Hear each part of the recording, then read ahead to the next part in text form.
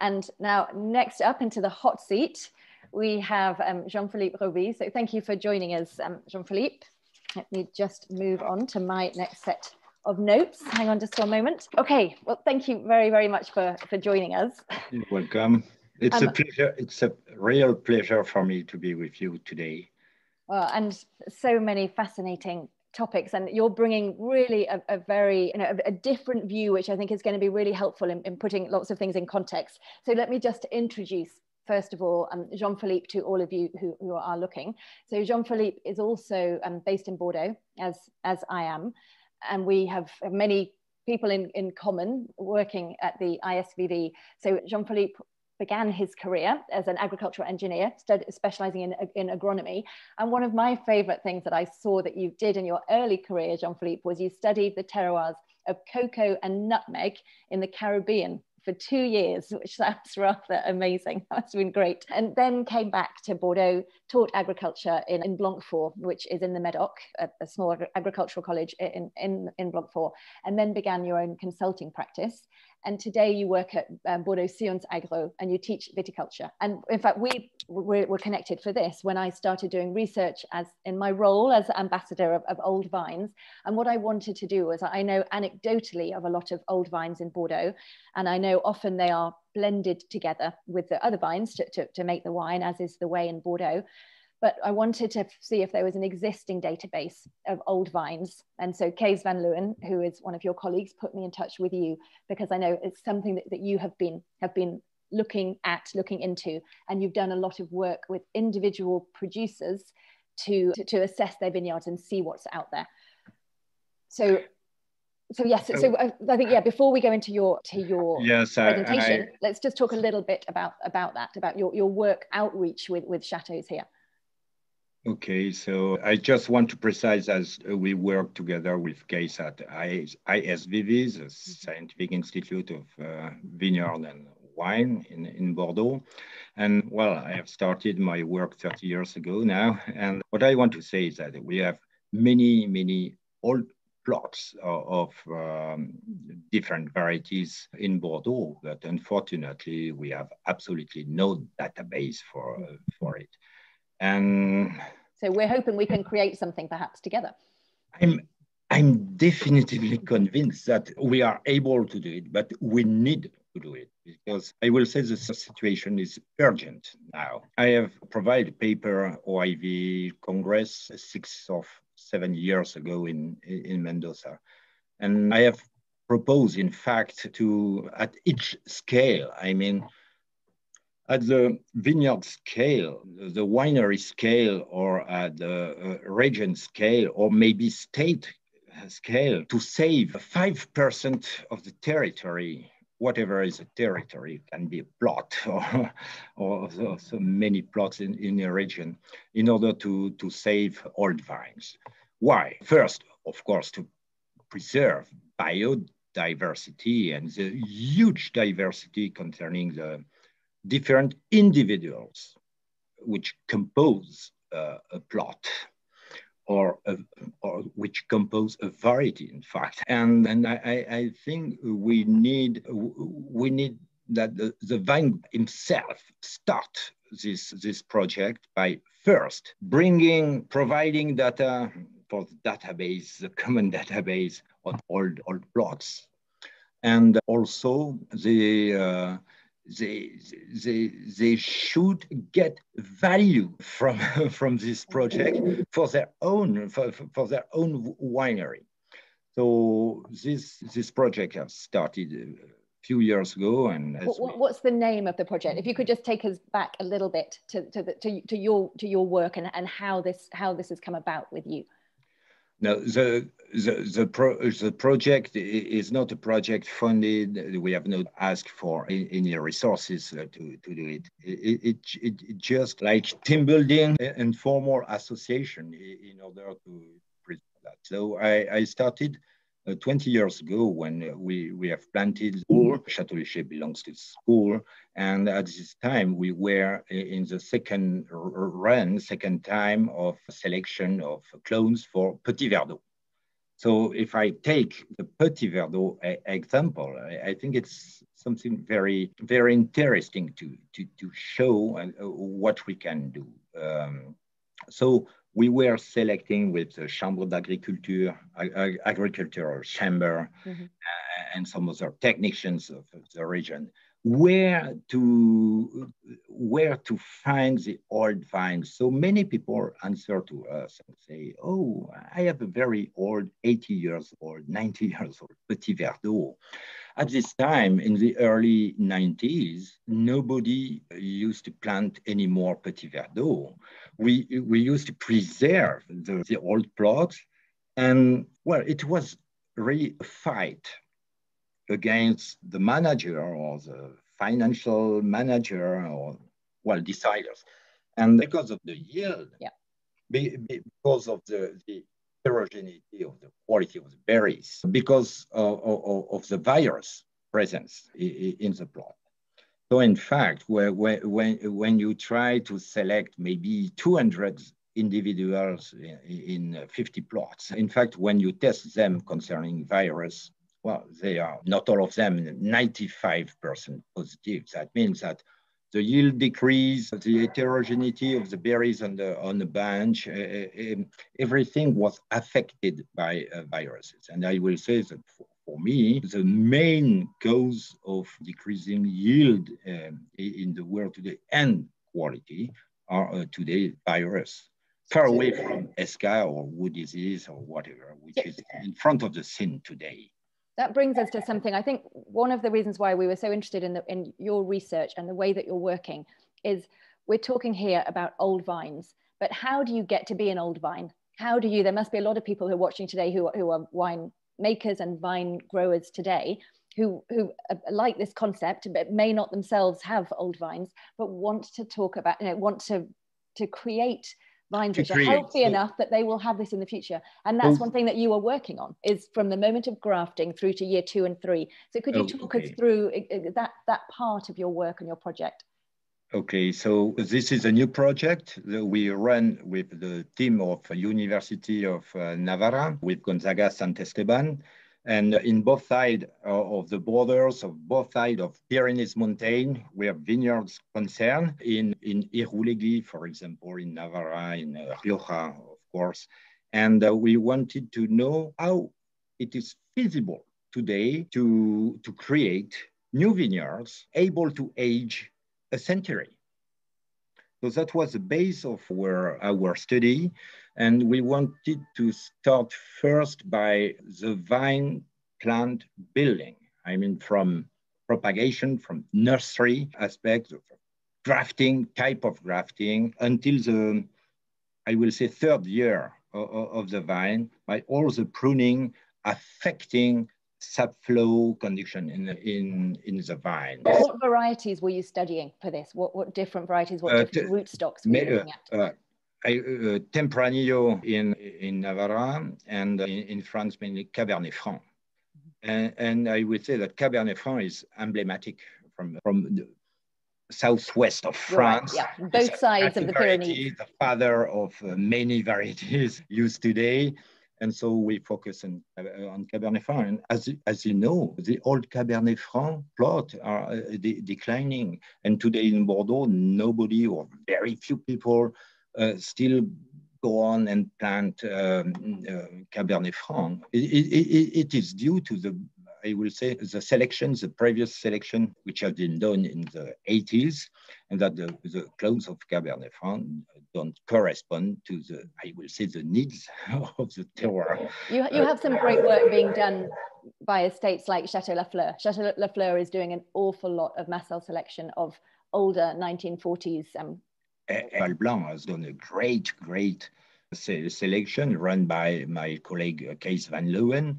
And as you can see now on 50 different clones, individuals, let's say individuals selected in the old plots, you have huge difference of behavior of each individuals.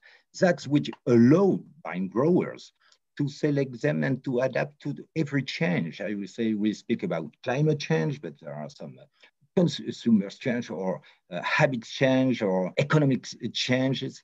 So we need to preserve this huge diversity. And as I told you previously concerning Petit Verdot, we host today conservatory, germ plant collection of Petit Verdot in Château-Luché, which is unique in the world. I mean, we have 80 individuals, let's say clones, head potential, and this is unique. And what I say also, it's that I don't hate conservatory because they are necessary, but the vine growers should be involved in this movement in order to take and to use this diversity and to grow Petit Verdot or Cabernet Franc. I need to stop you at that point just to explain to people listening that when you mention a vine conservatory, so that is again something that's very interesting, that in terms of your vision of how we should be preserving these older vines, because there is certainly a case in France, and I'm sure in many other countries, where you have conservatories where you keep maybe 80 rare old varieties or 200 or whatever, where it's a feeling that they're being protected like a little Louvre museum of vines, but you don't think that is the best way to approach guarding the heritage. Why don't you, and what should people be doing instead? Well, I love the Louvre Museum, but I know why I go to the museum, and I don't want the vine being kept in a museum. And I think there are many dangers to keep them in conservatory. First, when you preserve diversity by doing a conservatory of hundreds of different varieties, in fact, you select few individuals, sometimes one individual, to represent the variety, the grape variety. And that is not the biodiversity, as you can see. And your feeling is they're doing that simply because there's not the space in the conservatories because they're trying to fit no so space, many different varieties. No fund for that. It's a long-term project. Can you imagine a state or an organization funding a project for 50 years, a century?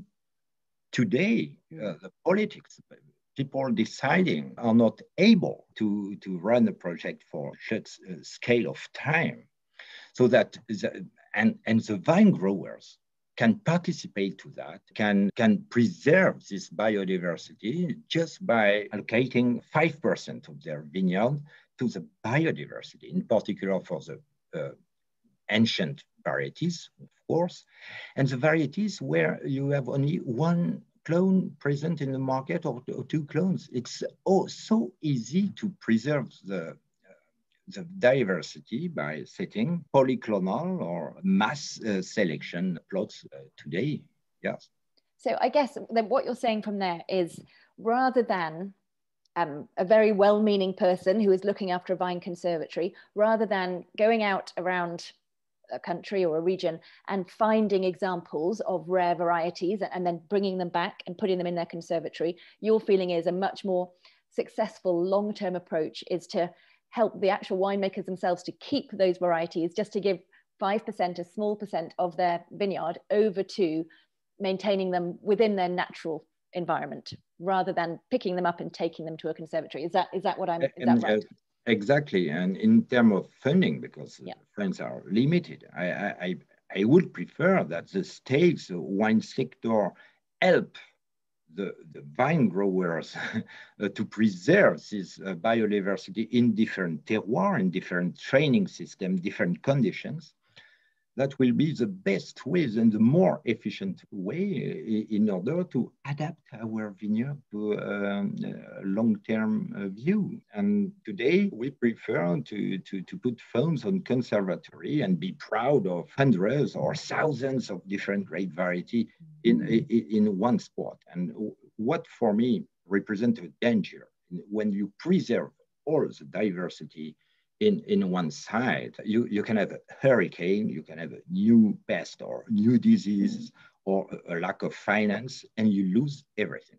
Yeah. So in fact, you can share the risk by sharing the different plots planted by the vine growers themselves, and we need to help them to do that. And that sounds like a noble idea, and very much what Sarah and the Old Vine Conference are hoping, I think, to achieve. What are you finding concretely in terms of, is that happening on the ground? We have here Dr. Paul White, who is talking about porvids, Porvids.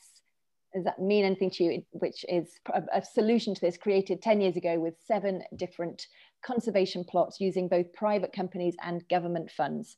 Have you heard of that? Is that something you're hoping to replicate on? Porvid, you speak about Porvid. Yeah. Yes, yeah. This is a wonderful, wonderful project, and more than a project. That it's today concrete, and we should replicate this example in many countries, especially in, I will say, in Mediterranean region countries where we have preserved high diversity. And I think that the port and my colleagues in Portugal showed us the way to preserve the diversity, associating private companies and public funding. And we should have international public funding, and private companies dedicated to wine sector should fund this type of project in any parts, I will say, in the birthplace from Caucasian area. I speak about Armenia, Iran, Georgia, course, yeah. and Mediterranean countries where we have a huge density of diversity. And this is an international task, I would say, to preserve this diversity in order to adapt to any change in the future. Okay, so to go back to the question, so this we've seen an example of it. Are you seeing movement right now on the ground through the OIV or through even at a smaller level at the ISVV to actually put these things into place? Yes, first, I want to say that I'm really embarrassed when I see on the bottle just a name of a variety. Mm-hmm. When you see a name of the variety in front of the label of the bottle, I'm embarrassed. This is absolutely not biodiversity. This is good for consumers, okay. But I will say the spirit behind is that by producing a single wine from a single variety and putting only the name of the variety on the bottle is something strange when we want to preserve and to provide the consumers diversity and what would you like to see on the bottle, on the label? Anything else than the variety, and to attract the curiosity of the consumer, that and the step beyond should be, hey, guy, the history of the varieties behind this label is this one that has been selected by old grandfather and so on, in order to attract Sauvignon or whatever in the bottles. And so we need to change our mind and to preserve the biodiversity, and also to be proud to produce and show some old varieties from different regions of the world and included in a blend or whatever, but not showing only one single variety. So for me, it's not the best way to preserve diversity. Start with the bottle. I look forward to you listening to our next speaker, who is going to be fantastic, because she has an adopt a vine scheme for old vines. And when you go to look on her website, it's like you're looking at like adopting a dog in Battersea Dog Tame or something, and it really does have the names of the vines and their history behind them, and it's lovely. So I look forward to you seeing that. Okay.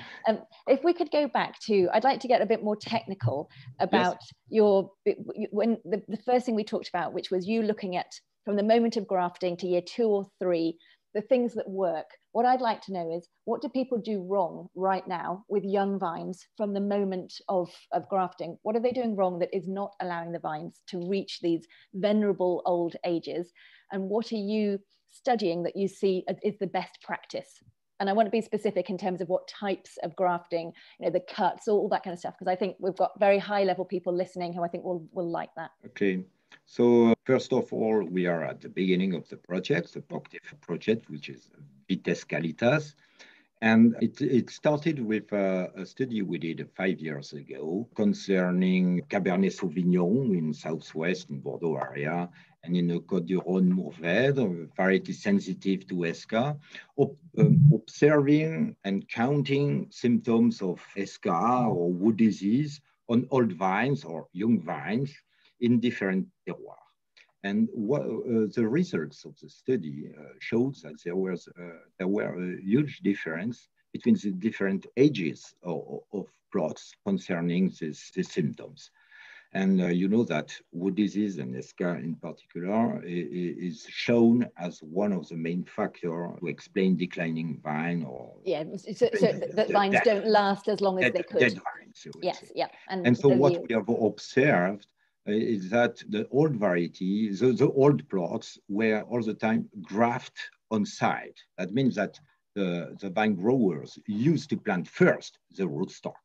Mm-hmm. And second year. And then they were grafting in the vineyard. Grafting on the field. Mm-hmm. So it's another technique.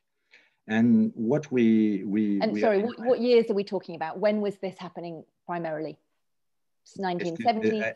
I have not understood. When? In what years was that the primary method of grafting? What decade? From the beginning of grafting, so just after phylloxera. So right after. Yeah. And I will say just before the 70s and early 60s with grafting on table with the wipe and tongue methods, what we call English grafting, or later on in the early 80s with the omega grafting type, which accelerate and increase, of course, the efficiency of the grafting. At the expense, perhaps, of the health. Maybe. But for me, this is normal, and I don't produce any critics on it, just an observation. Mm-hmm. Old vines graft on site were much less affected than young vines or 20 years plot or 30 years plot grafted on wipe and tongue graft or omega graft. But we need to be careful, in fact, because the age of the plot was different also, and the expression of symptoms depends on the age of the vine.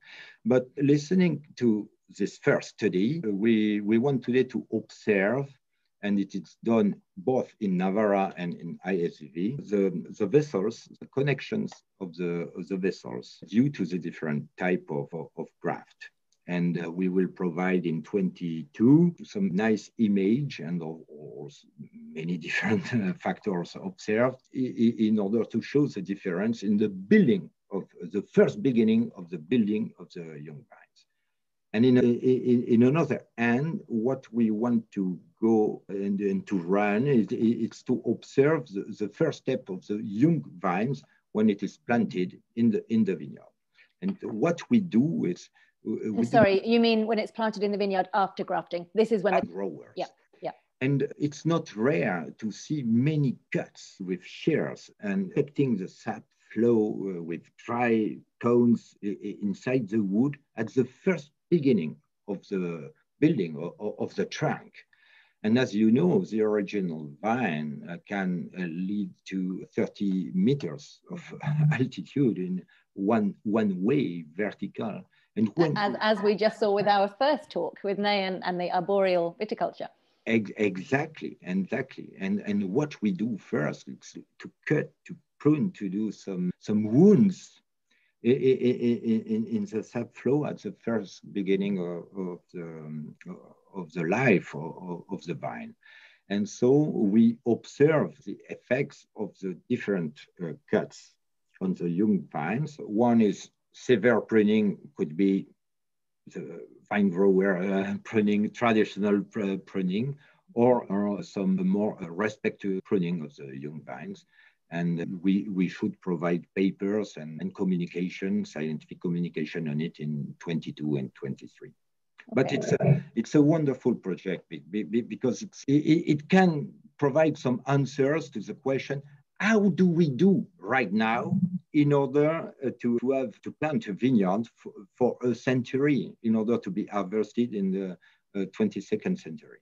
Yeah, it is. It's fantastic. And who exactly are you doing this in partnership with wine growers, or at the moment is it purely a research project? I mean, how do you see the results going out to the practical, actual people who are actually, doing this commercially? So we have both experiment. Of course, we graft and and do some image and follow the sap flow at lab in ISVV.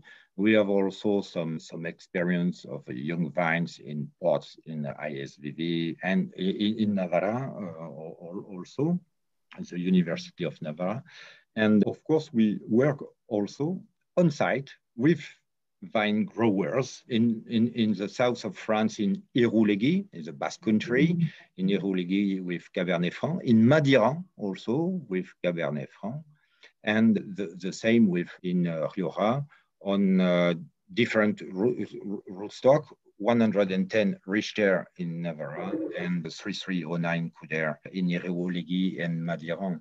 And we have also studied the origin of the rootstock. And we try to observe how the origin of the rootstock can affect the development of the young vines, and also the difference of behavior concerning the sap flow with this different origin of the same rootstock. Okay, so you need to explain what you mean by the origin of the rootstock. So you don't mean the variety or the type of rootstock. You're talking about where it's originally coming from. Talk me through what you mean. Exactly. 110 Richter can be produced in Spain, in north of Spain, or in south of Spain, in the region of Alicante, yep, or other place, or in the north, in Navarra, for example. And the 3309 can be produced in southwest of France, or in Mediterranean side, in Languedoc or Côte d'Ivoire region. First of all, we have different clones. We have different clones of rootstock, and they are grown under different conditions. And in fact, we want to study first the difference of behavior explained by the difference of origin of the rootstock itself, produced by the nurseryman. And it is something which has never been studied. It has never been studied. No, a fascinating topic. The varieties, the origin of variety, never the rootstock. And so we have no answer. I am very frank. We have today no answer to that question. But I think we are the first to study this parameter. It can be interesting for the rest. Absolutely. So I mean, you might find that certain terroir, that certain types of rootstock grow better and therefore are more robust and therefore able to help the vines last longer after grafting if they come from certain areas. That is fascinating. And so what parameters are you studying? The main thing at this first step, because I have spoken only about young vines, because this is the core of this project. But in Navarre and in southwest of France, we study also the effect of pruning on old vines, because you know that there are today, I will say, different school of pruning with soft pruning or no pruning or letting. So many things are provided, many ideas or new method or ancient method renewed today are provided advices to vine growers, in fact, without having been studied before. And so what we do in this project is to study the effect of the different type of pruning, making a lot of wounds in the trunk, in the arms of the vine, in different training system, Guyot or Goblet, original from north of Spain or Mediterranean countries. We compare then how we affect the sap flow, or with soft pruning means doing mostly pruning in summer by desuckering, by respecting sap flow, by building the vines with only one, without any wounds in the sap flow. And we think that in order to plant a vineyard for a century or over a century, we should start with a very respectuous type of grafting and pruning method from the first beginning of the first days of the plant until the third year. Oh, it's absolutely a fascinating project. So, and so what do we measure? We measure, yeah, exactly. What were the because parameters? that was the question. First, by new image, we can design the sap flow with all the vessels of xylema, phloema built between the rootstock, and so we can also observe the curves of the vessels or the vertical angle. So we are able to measure the incidence of the building of the new vessels after grafting with different type of grafting or different origin of the material. This is important. Second thing, which concerns much more the vine grower, is the development of the vines, measuring the shoots, the number of shoots. Of course, if there are some bunches or not, we weight everything. And concerning adult vines, we go until, of course, what is our objective, the berries and the quality berries, and the difference between bunches from the suckers or from the main shoots, and the consequences of the different type of pruning on the production of secondary leaves and secondary shoots and secondary bunches. I mean, suckers and laterals and so on. That's fascinating. I am going back up. Yes. And in fact, Sarah, you could maybe help me out. There was a really interesting question about a specific winemaker who had preserved some old Cabernet Franc vines, and I've now lost where they were. I don't know if you can see that. Oh, here we go. I found it. Yes, you Sandra got it. Johnson Hill, yes, in Chateau Maume near Libourne in Bordeaux. She has said that, or Sarah, it's from you, okay, that they have made a stand to keep their 1957 Cabernet Franc in the ground. And Sandra is asking, is it possible to get those vines assessed for exactly what they are, where they came from, to understand their clones? Is there a kind of service that is run by INRA or ISVV or somebody to actually go and identify those vines? So identify, you should go for any identification, including rootstocks also, because that is a very good question. Sometimes people don't even know what are the rootstocks. Absolutely. I think they commonly don't. Typically, I think they don't. And so today in Montpellier, so close to the previous vineyard, you can send it to the lab founded by, and today you can send your samples of rootstock or varieties or whatever in order to know what is the origin, genetic origin of your plant material. This is very important for me. And what is important when you do selection, you preserve your old Cabernet Franc 57, or that's good. And when you make some selection in order to preserve the diversity for a new plot, for example, you need to know if the difference of behavior of each individuals is due to the diversity, genetic diversity, or is it due to the fact that the soil change, the exposure change, the climate changes, or the rootstocks change. Because in very ancient plots grafted on rootstock, when we study the rootstock, we can find at least 5, 6, 7, 8 different rootstock used, because dead vines have been replaced by new vines. And of course, the vine growers don't use the same rootstock. Years after years, decade after decades. So sometimes what we can think that it is due to the diversity of the individuals of a variety just come from the fact that they are not grafted on the same rootstock. Right. So what you're saying is you only get, important. It's a very important point. You're saying you only get half of the picture. If you're purely looking at what's happening above ground, you need to go and see the rootstock, put the two together. And see, exactly. see what all the factors which can explain the difference of behavior. Yeah. And can you tell me, are you also looking at ungrafted vines against grafted? Are you tracking the difference that makes in terms of longevity? I'm interested in it, but I'm not involved in a project concerning unrooted vines. What I can say is that in Bordeaux, in France, some vine growers start to to plant unrooted varieties on vines. I consider that it is quite risky when you have clay soil with silty soil and so on. I will say that if you observe the history of the vineyard and the shock of phylloxera, you can see that the ancient vineyard on sand, on very sandy and gravelly soils, have been preserved from the phylloxera. But plots have been affected by, remember, 75 to 80% of the European vineyard have been affected. So I will say it is interesting.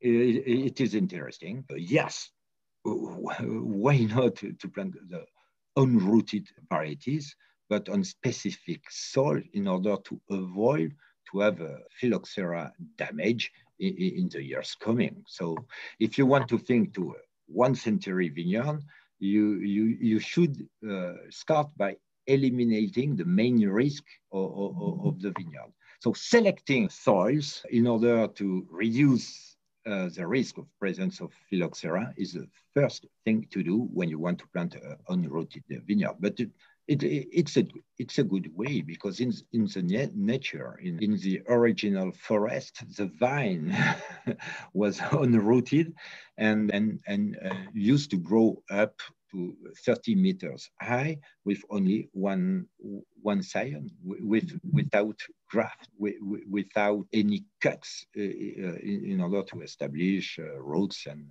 scion. So yes, very, very interesting, but not everywhere, of course.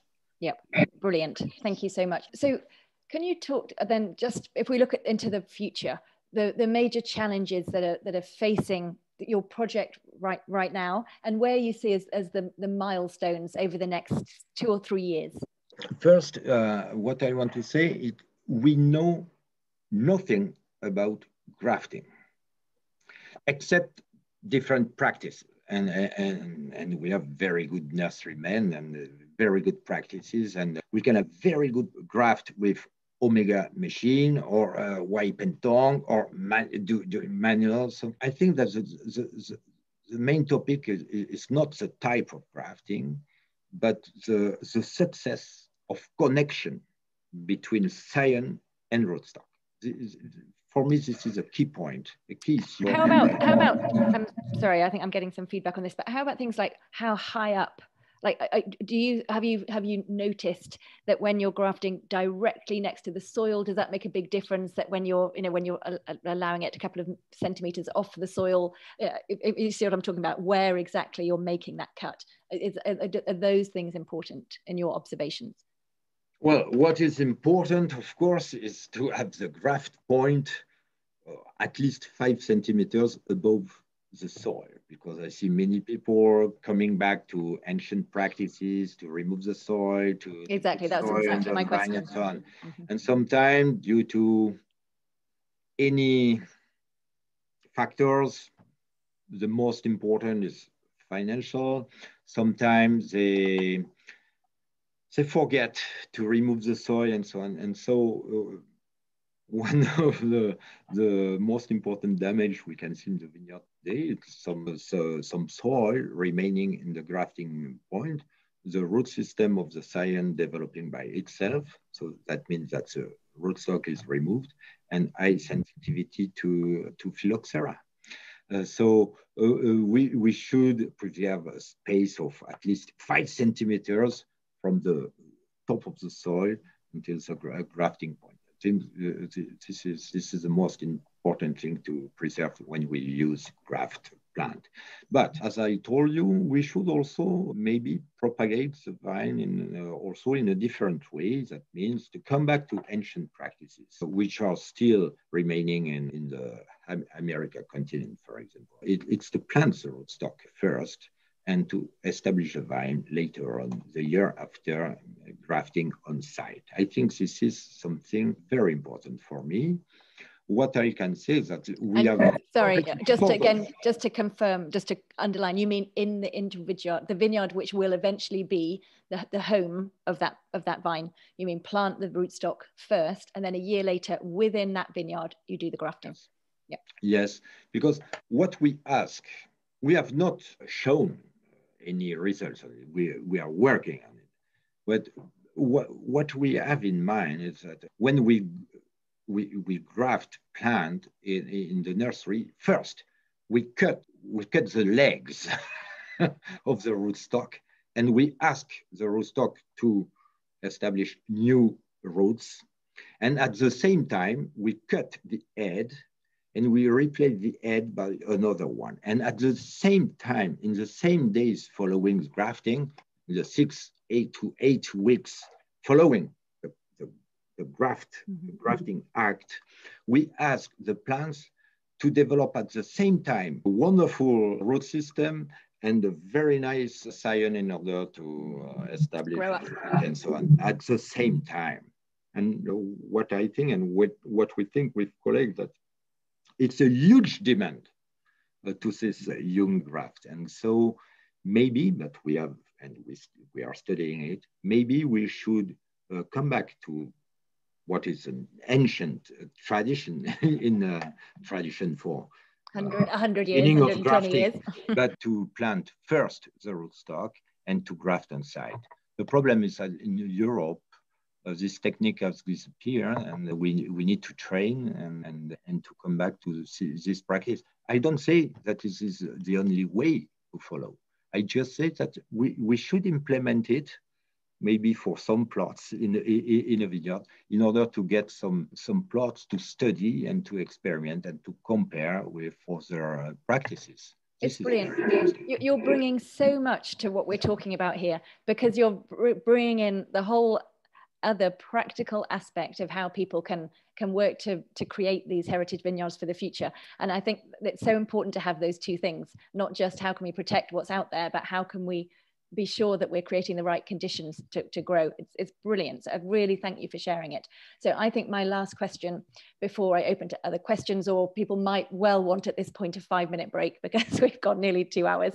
But my question is, the other thing that you've talked about is this idea that everybody should be thinking, try and preserve 5% of your region's surface area for with traditional varieties or biodiversity or whatever. Could you just tell us again practically, how are you seeing that being taken up? So you have talked about it, you've said this is important. Are you seeing that translating to the big viticultural associations agreeing with you and trying to help get that message across to their winemakers?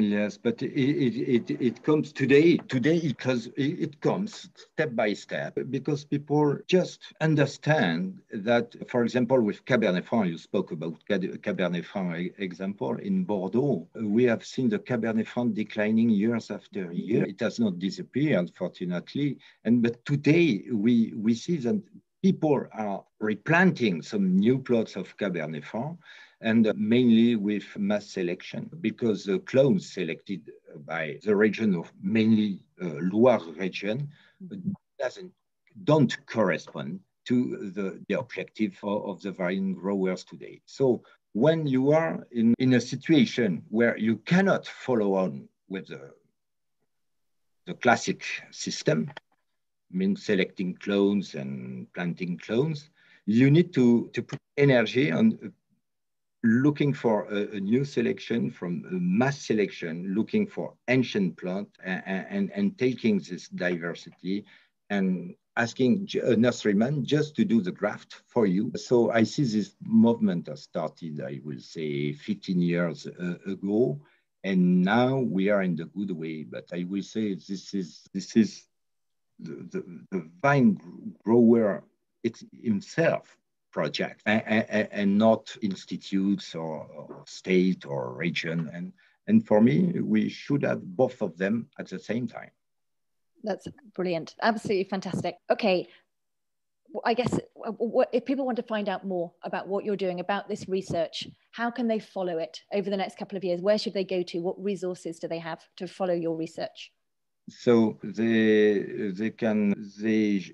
should write Vites Qualitas on a website, Vites Qualitas project, and you have many information provided by the project concerning all the studies. We provide some presentation of the first results of two congress, physiology, vine physiology in South Africa this summer. We will have papers and presentation in Terroir Congress next year in Bordeaux in July 22. On Vites Qualitas, you will have the first picture and the first result and the experience.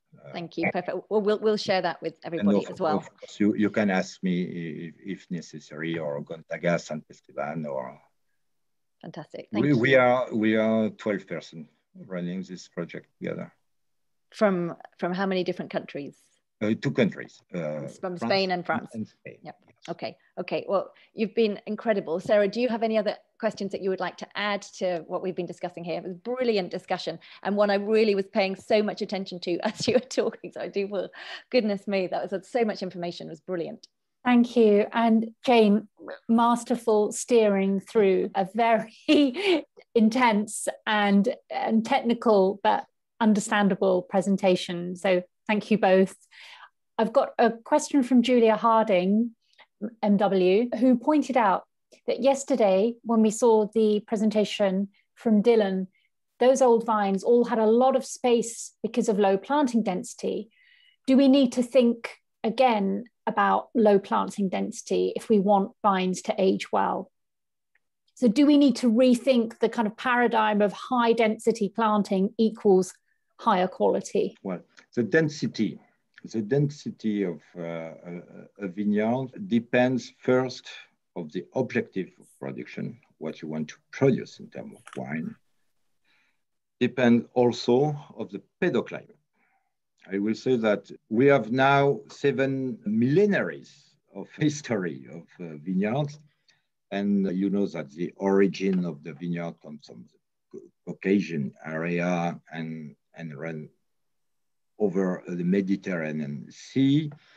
And I will say that all these vineyards were trained in goblet system with low density. We need to remember that everywhere in the world. 7 millenaries of goblet around Mediterranean Sea with quite low density. What was low density? From 1,000 to 2,000 vines per hectare. In the most drought area, the most drought terroir, low density. But the viticulturist has observed that if you had more rainfall or water reserve in the soil, you could densify the vine and expose much more foliage in order to get some more grapes and more yields. So in fact, the training system from the beginning of the viticulture depends on the rainfall and the water availability of the pedo-climate from the soil and the climate. So I will say, of course, in Mediterranean context, if you want to maintain a balance between fruit and leaves, you need to take into account this water availability. And of course, if you have a water constraint, severe water constraint, you cannot expose so much foliage. And the vine will balance itself and go years after years, adapting its development to the water conditions, I will say. So what we have done, and mainly in Mediterranean climate countries, they say, oh, we replace the terroir, we replace the nature by watering in order to develop much more leaves, in order to get more yield. And that is normal. I mean, that is logical in our production system. But today, yes, I deeply think that in order to maintain this balance of the vine, we should come back maybe in dry conditions to low density, to low foliage vineyards, in order to produce quality grapes balance without any irrigation. Of course, that means that the consumers need to pay much more for these specific wines, far away from more industrial wines irrigated today. Yes. I think that's a really interesting question, Sarah and Julia. And it's something that I'm hearing more and more, living in Bordeaux, where 10,000 vines per hectare is seen as the mark of quality, certainly on the left bank. And I'm hearing just the fact that I'm hearing discussions about it more and more because of the more regular dry summers that we're getting, and people are starting to have those conversations of, is it the most sensible thing? So it's great that just that question's been brought up. But I think that you can find some very balanced vineyards and terroir because we have rainfall. At least in the driest season in July or August, you have a minimum of 40 millimeters of water due to the presence of ocean. It maintains a water constraint, but we never stress. No, but those things used to not even be questioned, and I hear them being questioned. And Napa as well, where there's a lot of 10,000 vines per hectare, because a lot of the planting was based on what was seen in Bordeaux. And there's definitely conversations now of there are other ways potentially to approach it. Yeah. And so there are no minimal density, no maximum density between 2,000 and 10,000. In fact, what we need to take into account is the terroir, the pedo-climate, in order to choose the good training system, which provides a natural balance of the vine in order to provide good quality of grapes and high longevity, a century life. Well, there couldn't be a better place to finish that hour on. Honestly, you've been so instructive. Thank you, Jean-Philippe, for sharing that with us.